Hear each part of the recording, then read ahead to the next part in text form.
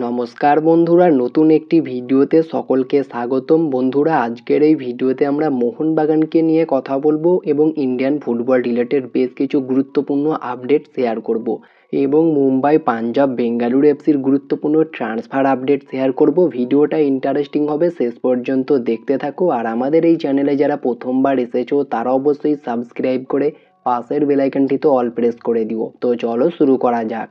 প্রথমেই আমরা কথা বলে নেব মুম্বাই সিটি এফসিকে নিয়ে। তো মুম্বাই সিটি এফসি তারা তাদের 4 নম্বর বিদেশির সইটা অফিসিয়ালি কনফার্ম করে ফেললো।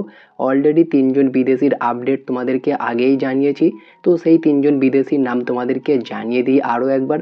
Carlos Delgado, Sergio llamas, Leandro ওটরমিন, এই 3 বিদেশিকে অলরেডি চূড়ান্ত করেছে মুম্বাই এবং গতকালকেই তাদের নতুন striker Colombian forward Wilmer Jordan গিলকে কিন্তু কনফার্ম করে অফিসিয়াল অ্যানাউন্সমেন্ট করে দিয়েছে মুম্বাই সিটি এফসি। আর উইলমার জর্ডন গিল একজন 35 বছর বয়সী কলম্বিয়ান সেন্টার ফরওয়ার্ডের পাশাপাশি উইংয়েও তিনি খেলতে পারেন, তবে মেনলি তাকে সেন্টার ফরওয়ার্ড হিসাবেই খেলতে দেখেছি আমরা ইন্ডিয়ান ফুটবলে। আর তার বর্তমান মার্কেট ভ্যালু 1.2 কোটি টাকা। এর আগে আইএসএলে Punjab FC, north east united FC, চেন্নাইয়ের মতো দলে আমরা খেলতে দেখেছি। প্লেয়ারটার মধ্যে কোয়ালিটি রয়েছে, তবে বর্তমানে তার বয়স 35, এটা ভুলে গেলে চলবে না। দেখা যাক এই বয়সে এসে তিনি কতটা সাফল্য দিতে পারে মুম্বাই সিটি এফসির জার্সিতে।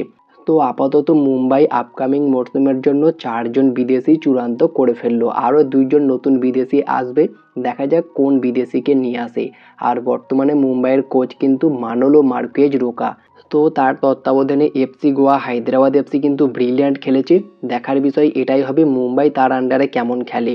এরপরে যদি আমরা কথা বলি পাঞ্জাব এফসিকে নিয়ে, তো পাঞ্জাব এফসি একজন ক্যামেরুনের সেন্টার ব্যাককে সই করিয়েছে যার নাম প্যাট্রিক ব্যাহেনক, যিনি 29 বছর বয়সী একজন সেন্টার ব্যাকের পাশাপাশি লেফট ব্যাক পজিশনে খেলতে পারে। বর্তমান মার্কেট ভ্যালু 2.2 কোটি টাকা। তার সাইনিংটা কমপ্লিট করে অফিসিয়াল অ্যানাউন্সমেন্ট করে দিয়েছে পাঞ্জাব এফসি। আর এরপরে যদি আমরা বেঙ্গালুরু এফসিকে নিয়ে কথা বলি, বেঙ্গালুরু এফসি তারাও কিন্তু একজন দুর্দান্ত ডাচ সেন্টার ব্যাককে সই করিয়েছে যার নাম মিনো কচ।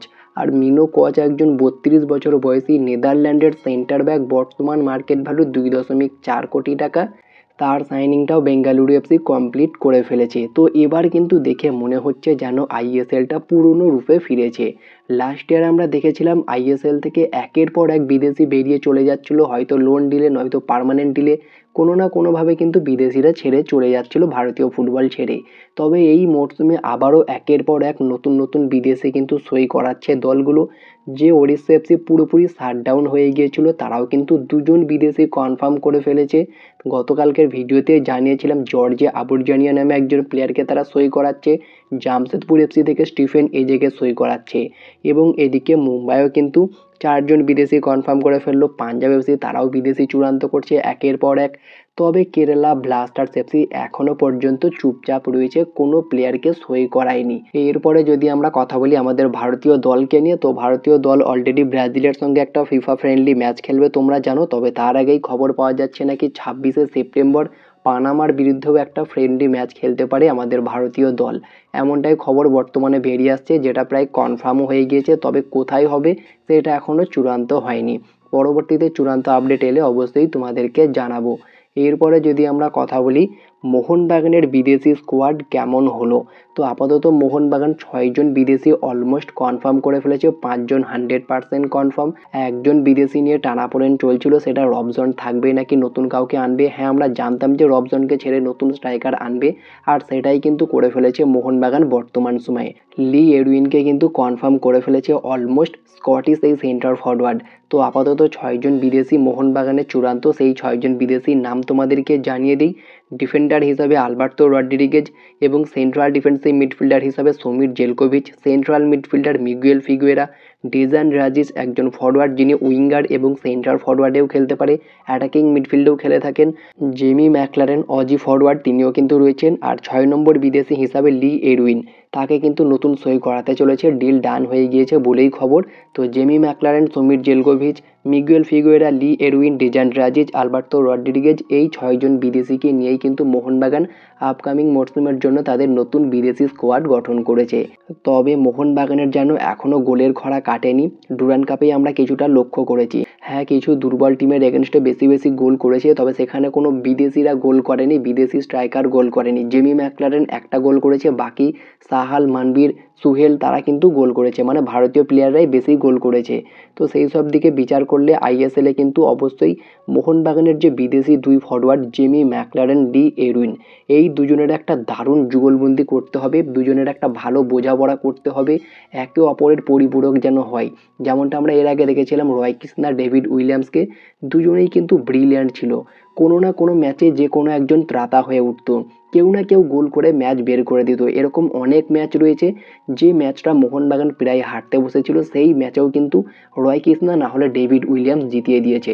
বিশেষ করে বলতেই হয় 2019-20 মরশুমে বেঙ্গালুরু এফসির এগেনস্টে সেমিফাইনাল সেকেন্ড লেগের ম্যাচটা, যেভাবে ডেভিড উইলিয়ামস ম্যাচটা থেকে মোহনবাগানকে ফিরিয়ে এনেছিল, যদিও তখন এটিকে টিম ছিল, তো সেই ম্যাচটা ভোলার মতো নয়। ব্রিলিয়ান্ট পারফর্ম করেছিল ডেভিড উইলিয়ামস, আর রয় কৃষ্ণাও কিন্তু দারুণ একটা মরশুম কাটিয়েছিল সেই মরশুমে। প্রায় টপ স্কোরারই ছিল রয় কৃষ্ণা সেই মরশুমে। নেরিজাস ভালস্কিস অল্প সময়ের মধ্যে সমান সংখ্যক গোল নিয়ে কিন্তু গোল্ডেন বুটটা উইনার হয়ে যায়। তো সেই রকম কিন্তু যুগলবন্দি চাই মোহনবাগানে লি এরউইন এবং জেমি ম্যাকলারেনের।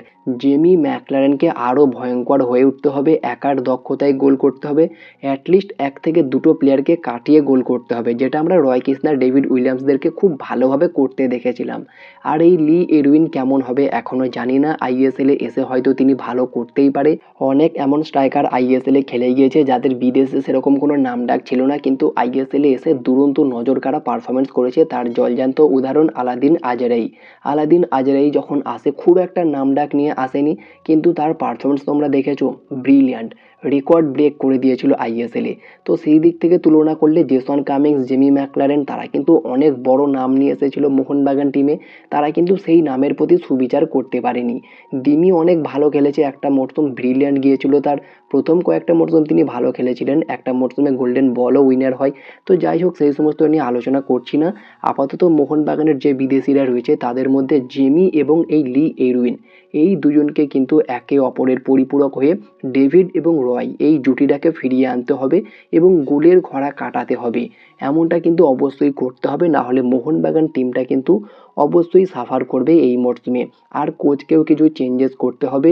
সুভাশিস বোস, রাহুল ভিকেকে বেঞ্চে বসিয়ে তাদের জায়গায় আশিস রায়, অ্যালেক্স হাজি এবং মেহতাব সিং তাদেরকে সুযোগ দিতে হবে। পরে অ্যাজ এ সাবস্টিটিউট হিসাবে সুভাশিস বোস, রাহুল ভিকেকে খেলালে অনেক বেটার হয় আমি মনে করছি। ডিফেন্সে পরিবর্তনের প্রয়োজন রয়েছে। অ্যালেক্স হাজি এবং মেহতাব সিং, আশিস রায় তাদেরকে খুব বেশি সুযোগ দিতে হবে, এবং যেহেতু তাদের বয়সটাও কম তাদেরকে গেম টাইম ঠিকঠাক দিলে তাদের যে গতিটা আছে সেটাও কাজে লাগাতে পারবে। সুভাশিস বোস, রাহুল ভিকে সেভাবে দৌড়াতে পারছে না, যার ফলে কিছু মিসআন্ডারস্ট্যান্ডিং তো হয়ে যাচ্ছেই। তো এই সমস্ত দিকগুলোকেও নজর দিতে হবে কোচকে আমি মনে করছি। বাকি তোমাদের মতামত তোমরা কমেন্টে জানিও। মোহনবাগানের 6জন বিদেশি তো চূড়ান্ত হয়ে গেল, বাকি আইএসএলের কোন কোন টিমে কতজন বিদেশি রয়েছে এই বিষয় নিয়ে তোমরা কি ভিডিও দেখতে চাও সেটা অবশ্যই কমেন্টে জানিও, তাহলে একটা পার্সোনালি ভিডিও নিয়ে আসবো, যেটা আমারও খুবই ইচ্ছা রয়েছে। তো এই ছিল আজকের ভিডিও ভালো লাগলে লাইক, শেয়ার, কমেন্ট করে চ্যানেলটিকে সাবস্ক্রাইব করে দিও, পাশে থাকা বেল আইকনটি ক্লিক করতে একদমই ভুলো না। দেখা হচ্ছে নেক্সট কোনো ভিডিওতে। Bye bye, have a good day.